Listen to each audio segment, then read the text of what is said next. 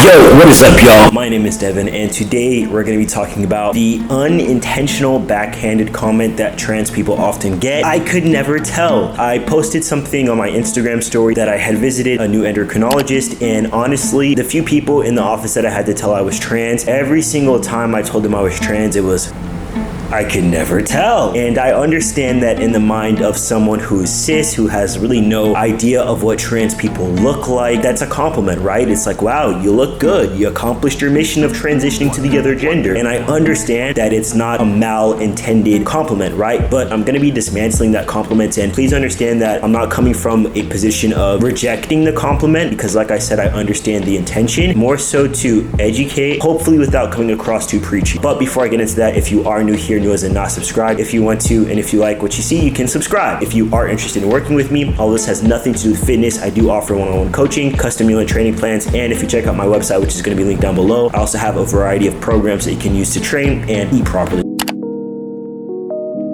So I've been out as trans since I was 18. I'm 25 now, as mind-blowing as that is to say, and I've been on testosterone for 4 years, so 2 of those years I was not on testosterone. My interfacing with the world was as a pre-T trans person who was taken very unseriously, right? So the nuance of having that existence going to now being someone who is, attractive, I'm cis-passing, I'm masculine, I have muscles, so on and so forth. My interfacing with the world now is very different. And the reason why that compliment, I could never tell, is so harmful is because what if you could tell? How would you treat me? Would you treat me like other? Would you respect me less? Would you treat me like I was younger? Would you treat me like I was less of an adult? The answer, unfortunately, 9 times out of 10 is yes. Before, when I was clockable and people could tell that I was trans, I was treated with disrespect. I was taken unseriously. I was looked down upon. I was in my 20s and people thought that I was a teenager. So on the flip side of that compliment, I could never tell, lies a nasty truth. I understand that snap judgment of, wow, this person used to be a girl. That is what it is, right? You are seeing a man and you cannot possibly fathom that I used to be a female before, right? And depending on who you talk to, I'm still a female, but for what it's worth, gender, sex, 2 different things, okay? The idea that you are so taken aback by the fact that a man is sitting in front of you and I used to be a girl is the concept that you know what trans people look like because I'm attractive, I'm muscular, I fit the binary of what a man is supposed to look like. In your head, you classify me as a good trans person. I'm not making your job any harder by looking feminine but asking you to call me he, him pronouns. That would be hard work, right? I'm not non-binary, so I'm not asking you to call me they, them pronouns. I make it very, very easy for you. It's very easy for you to categorize me and put me in this box, so I'm a good trans person. That's what that pleasant surprise is, that you can not tell that I was trans. But what does that mean for people who you could tell are trans? What is your reaction to that? Is it less excitement? Is it, fuck, now I have to make sure that I call this person the right gender? But I think that if we're gonna be interfacing with people, especially the setting that I was in a medical setting. I was in an endocrinologist office that is known for working with trans people. I think to have such a shocking, surprising, reaction to my being trans says a lot about the work that has not been done on how to treat people who have, a different experience than you.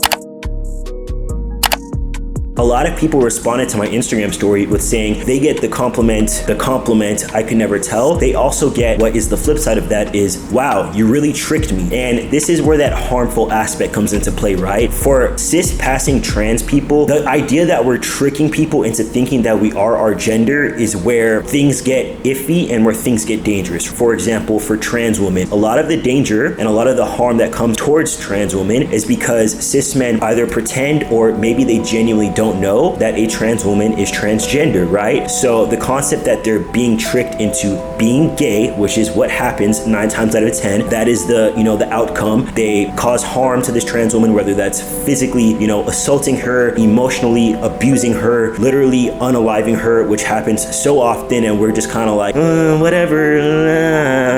That comes from this concept of, well, she tricked me. I thought that she was a real woman. That's what this really, really boils down to, right? So yes, those little compliments that are backhanded of, wow, could have fooled me. I thought you are a real man. Not only is it emotionally insensitive, but it also, when you bring it across to the other way for trans women, it's also literally dangerous. And I know that this is a FTM space. I know that this is a masculine space and that I don't have the experience of a trans woman, but I just want to say something that I have to point out, and especially for us as cis-passing trans men, have so much privilege. And I don't mean, wow, we have male privilege, because I have a whole entire video on that. The fact that my privilege is contingent upon me being stealth is not really great privilege, right? But I mean, in terms of the sides of the spectrum, people who are assigned male at birth and who are transitioning towards the more feminine side of the spectrum get treated with so much disrespect.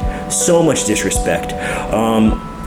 For us, if we're clockable, does it suck? Yes. Are we at risk for harm? Yes, 100%. But if you look at the statistics, if you look at the data, trans women are treated so much more like shit, bro. Not even to mention black trans women are treated so much more like shit. We have to create more space and try to like reach our hand across the board a little bit and try to understand the other side of the experience, right? I live in a very masculine, a very bodybuilder bro bubble. And with that being said, I have been blind to the struggles that, you know, the other side of the spectrum goes through. The reason why I did bring up trans women and the harm that comes to them is because that compliment, wow, I could never tell, is more than a compliment. It perpetuates this concept of trans people look a certain way and also you've tricked me, when in reality we should have no expectations about a person's gender. We shouldn't have any visceral reaction, whether that be positive or negative, to how a person's medical history looks like. Kind of keep it moving. So if you're cis and you're watching this and you're confused because you're like, I think that I'm giving you a compliment when I tell you